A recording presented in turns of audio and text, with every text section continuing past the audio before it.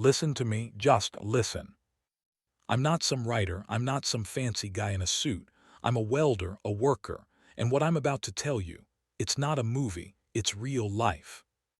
My best friend, a guy I trusted for 10 long years, he stabbed me right in the back for money, for a few lousy, dirty dollars, and you know what the worst part is? I lost him, but I saved 50 men, 50 workers who would have been completely screwed, just like me. So sit down, shut up, and listen, because this story, it will teach you how to spot the liars, how to see the red flags before they destroy your life. It all started out of nowhere. Askar shows up. Askar came to me through my friend Boar. You know how it is, right? Your friend looks you in the eye and says, I got a guy, he's solid, trust him. So, I trusted, big mistake. Askar tells me, there's a factory, an old toy factory in Russia, Tver region, small town called Zavadovo. He says they need workers, lots of them. You gather the people, he says, we pay you $10,000, one time, cash. I looked at him, I asked, what exactly do I need to do? He says, just bring workers, enough workers, that's it. Simple, right? Wrong, nothing in this life is simple, nothing. I called my guy in Moscow, Tyan, good man, hard worker like me. I told him, 50% of the 10,000 is yours, you bring people, I handle everything else on the ground. He said, 1 month, I'll bring as many as you need. So I went back to Askar, I laid it out, I told him, all my travel expenses, my time, my nerves, that's not included in the deal, you pay me separately. He agreed, we shook hands, a man's word, right, ha. And then, here it is, the first red flag, the first warning sign screaming in my face. He was supposed to give me $1,000 for expenses, for tickets, for food, for everything we need to just start breathing in that frozen place. But he gave me 500, just 500, half of what we agreed. I should have stopped right there. I should have packed my bags and walked away. But Boar, my friend Boar, he looked at me, put his hand on my shoulder and said, don't worry, brother, everything will be fine. They'll pay you everything. I didn't trust Askar, I never did, but I trusted Boar. Huge, massive mistake. So, me and Tyan, we started working. We hit the phones, we called people, we talked to people. Some we convinced. Some we just told the raw truth about what's coming. Different nationalities, Tajiks, Kyrgyz, Uzbeks, Moldovans, all looking for work, all needing money to feed their kids back home. We got the right number, we packed up, we arrived at the factory. And let me tell you, it was a dump, a real dump, old Soviet toy factory. Broken windows everywhere, rust eating the metal. Cold. So cold it hurts your lungs, but we had a job to do. We needed to prepare housing for the workers. Askar helped too, I'll give him that.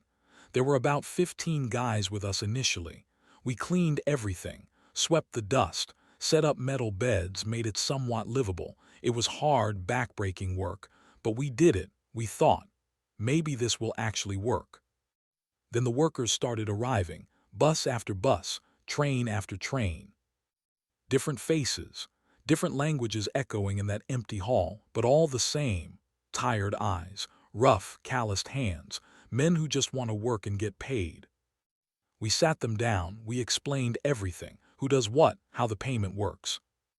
Everything was verbal, no papers, no contracts, nothing on paper, just words. Askar won't screw you. Boar guarantees it. Stupid, so stupid, but that's how we worked back then. We believed in handshakes. First 2 months, not bad honestly. We were demolishing everything, breaking walls, tearing down old rooms with sledgehammers. That's easy work. You don't need brains for that, just swing the hammer. Then came the concrete, pouring floors. Every single day. 10, 15 mixer trucks, big heavy Russian trucks with muddy plates, lining up at the gate, pouring the wet concrete, smoothing it out, repeat. Hard, dirty work, but the money was supposed to be good. Then, end of the month. I sit down at a rickety table, I calculate, I get one number, a fair number. Askar calculates. He gets a different number, a much, much smaller number. I look at him, I ask, what the hell is this? We agreed on 1,500 rubles per cubic meter. He looks at me, dead in the eyes, and says, no, it's 600. 600, less than half. I'm looking at him like he's lost his damn mind. This is the second red flag, the second warning. I call Tyan, I tell him, maybe we should just leave. I'm tired of fighting with these guys over every single ruble. It's not worth it. Tyan thinks, he sighs and says, let's wait one more month, then we decide. Okay, one more month. But the workers, they were not happy. They got paid less than they expected, much less. And you know what we did? Me and Tyan, we paid them from our own percentage, out of our own damn pocket, to cover the difference, because these guys, they came here to feed their families, not to get screwed by some suit in Almaty. I told Bor about this. I said, your share is smaller now, because we had to pay the workers what they deserved. And Bor, my so-called friend, he convinced me. It's okay, he says, next time they'll pay as agreed. I believed him because I trusted Bor, not Askar, never Askar. Still, no drawings, no work plans, nothing on paper. Every morning they just tell you, today you do this. And every time, the first question from every single worker is, how much do I get paid for this? And Askar always answers with this fake smile, don't worry, I won't offend you. Bullshit, pure, unfiltered bullshit. Another month passed, and again, when it came to money, screaming, arguments, everyone unhappy. Then Ivan Andreevich arrives, the main client from Almaty, Kazakhstan. Handsome guy, well-dressed, expensive black coat, black SUV with Russian plates pulling up to the gate. He comes in like he owns the place, because he does. We have a meeting, me, Askar, Tyan, and some other guy I don't know, 4 of us in a cold, small office. Ivan Andreevich is smart, I'll give him that, but he doesn't listen. He tells me, I drove around Tver region, I checked, locals here get maximum 20,000 rubles a month, that's the market. And I'm looking at him, my blood boiling, and I say, listen to me, these are not locals. These are Tajiks, Kyrgyz, Uzbeks, Moldovans. They don't work for 20,000. They need minimum 1,500 rubles per day. That's their rate. They won't work for less. Huge argument, screaming. He doesn't get it, or he doesn't want to get it. So I stand up, I slam my hand on the table, and I say, that's it. If we don't agree right now, I'm out, I'm done. I'll tell the brigades I'm leaving. No hard feelings, you wanted to pay less, they wanted more, I couldn't make it work.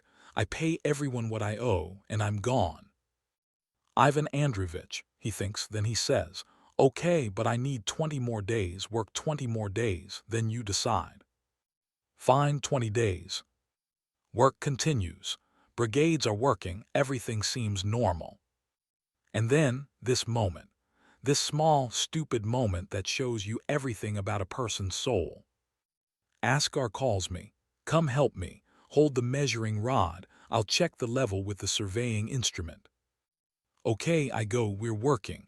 Askar tells one young worker, go get the level and the tripod. The kid runs, brings it, hands it to Askar. And right at that moment, Askar's phone rings. He takes the level with one hand, answers the phone with the other. And the level, it slips right from his hands, falls, hits the concrete. Smash, broken, destroyed. And what does Askar do? Does he say, oops, my bad? No. He starts screaming at the young worker. You broke it. I'm taking 5,000 rubles from your salary. I'm standing there. I can't believe what I'm hearing. I step in, I say, wait a minute, it fell from your hands. Why is he paying? Askar doesn't listen, keeps screaming, keeps threatening the kid. I walk over to the young worker. I put my hand on his shoulder. I tell him, calm down, nobody's taking your money, I guarantee it. That same day I call Tyan. He's in Moscow. I say, Buy a new level, bring it here. By evening, we have a new level with a receipt. The receipt says 3,800 rubles. Askar tried to charge the worker 5,000 for a level that cost 3,800, and it was his fault it broke. You see the pattern, you see who this guy is. Next day, Boer calls me, angry, screaming into the phone. Why do you always defend the workers? Why do you protect them all the time? I don't argue, I just say, come here, come see for yourself, see what we're doing, see how Askar behaves, how he screams, how he calls people bidlo, how he insults them on a national basis. Boer comes, Askar tells him the level story, but of course, in Askar's version, the worker is the villain, and I'm the idiot who defends the worker. Payment day comes, Boer arrives, work is going. We all, the bosses, we gather for a meeting outside the factory entrance. Before we go in, I pull Boer aside, I look him in the eye, I tell him, listen, Askar is going to lie, he's going to make himself look clean, but you can ask the workers, ask them right here, ask them what Askar did, how he screamed, how he insulted them. Boer looks at me, says, I understand. We go inside, and Boer changes like someone replaced him, like a switch flipped. Suddenly, me and Tyan were the bad guys. I explain. Askar tried to charge 5,000 for a 3,800 level that he broke. Boer doesn't care, I'm guilty, that's it, I'm the problem. I can't take it, I walk out, I need air. Tyan wants to follow me, but they stop him, they tell him, stay, you work with us now, Baka, he can leave, and if you stay, you don't give him his share anymore, all yours, we won't tell him. You know what Tyan does? He stands up, walks out, comes to me, tells me everything. Says, brother, I came with you, I leave with you. We still have to live in Kyrgyzstan, they don't. That's a real man, that's loyalty. I tell Tyan, we need to get the money, pay the people, make an announcement. Tyan says, they already gave me the money, earlier, only I was receiving it. Okay, we go to gather the brigades. Tyan gathers them. I sit down and calculate how much each brigade gets, how much each person gets. Evening, everyone's assembled, 50 workers. Ivan Andreevich standing to the side, listening. I stand in front of them, and I say, listen to me, I'm not working here anymore, I'm leaving, right now. I'll pay everyone what they're owed. If it's not enough, you tell me, I'll add from my own pocket. But then you decide. You decide if you stay or leave. If you stay, I'm not responsible if in a month, or half a year, or a year, they screw you. Don't come to me saying you brought us here so you pay. Tyan is recording this on video. This is my protection. Think carefully, decide. And you know what? Out of 50 people, 44 decided to leave, 44. They packed their bags, they left. Boer, Askar, Ivan Andreevich.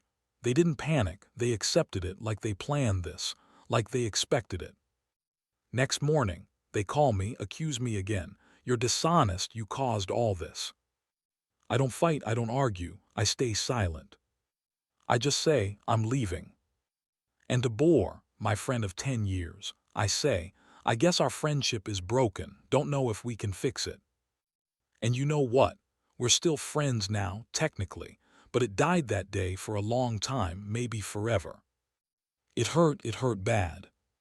Because I naively thought, if I'm right, that's enough, if I'm telling the truth, they'll see it. But when money is involved, when interests are at stake, truth doesn't matter, only interests matter. If this story hit you, if you've been screwed like this, if a friend betrayed you, if you stood up for what's right and lost, subscribe.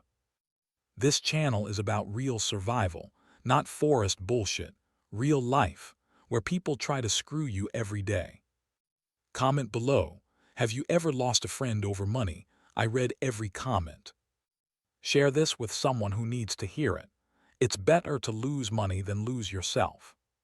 Stay strong, stay honest, and never let them break you. Copy. Ask UN. Explain. Translate NUS.